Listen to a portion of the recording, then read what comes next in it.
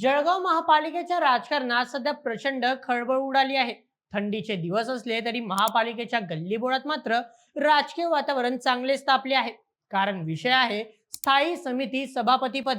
महापालिकेच्या तिजोरीचा कडा मांडल्या जाणाऱ्या या पदावर कोणाची वर्दी लागणार यासाठी जळगावच्या दोन दिग्गजांमध्ये चुरस निर्माण झाली आहे. एकीकडे दीपक सूर्यवंशी यांचे नाव चर्चेत आहे, तर दुसरीकडे डॉक्टर चंद्रशेखर पाटील यांनीही कंबर कसली आहे. चला सविस्तर जाणून घेऊया संपूर्ण प्रकरण आजच्या व्हिडिओमध्ये. जळगाव महापालिकेत सत्ताधारी भाजप आणि शिंदे सेनेची युती असली तरी मोठा भाऊ कोण यावरून पडद्यामागे अनेक हालचाली सुरू आहेत. मिळालेल्या माहितीनुसार भाजपच्या कोट्यातून 10 सदस्यांची नावे निश्चित होणार असून सभापतीपद कोणाकडे जाणार हे खुद संकटमोचक मंत्री गिरीश महाजन ठरवणार आहे. चला आता त्या दोन दिग्गजांबद्दल जाणून घेऊया. सर्वप्रथम दीपक सूर्यवंशी, जुना अनुभवी खेळाडू. दीपक सूर्यवंशी हे शहराचे महानगराध्यक्ष आहेत.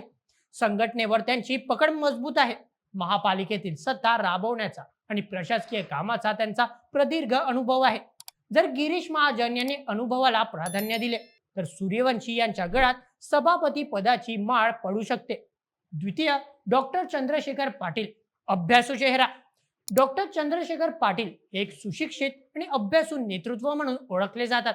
महापालिकेच्या विकास कामांना गती देण्यासाठी एका विजनरी नेत्याची गरज असल्यास पाटील यांचे पारडे जड ठरू शकते.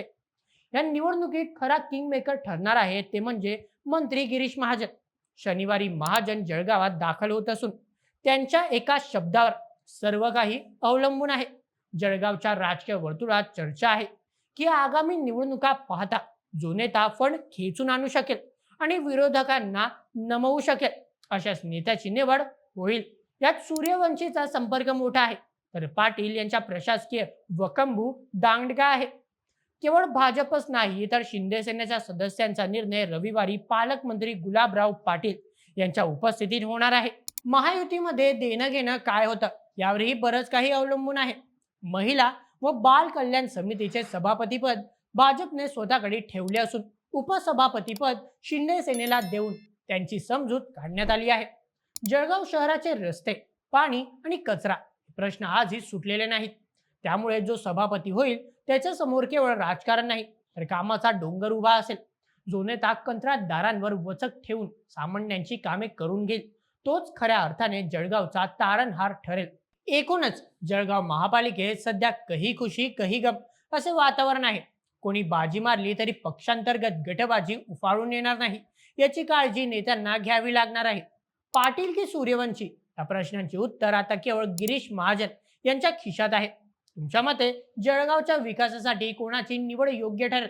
दीपक सूर्यवंशी की डॉक्टर चंद्रशेखर पाटील? तुमचे मत आम्हाला कमेंटमध्ये नक्की कळवा आणि अशा संपूर्ण विश्लेषक माहितीसाठी सबस्क्राईब करायला विसरू नका बोल एमएचच्या यूट्यूब चॅनलला. धन्यवाद.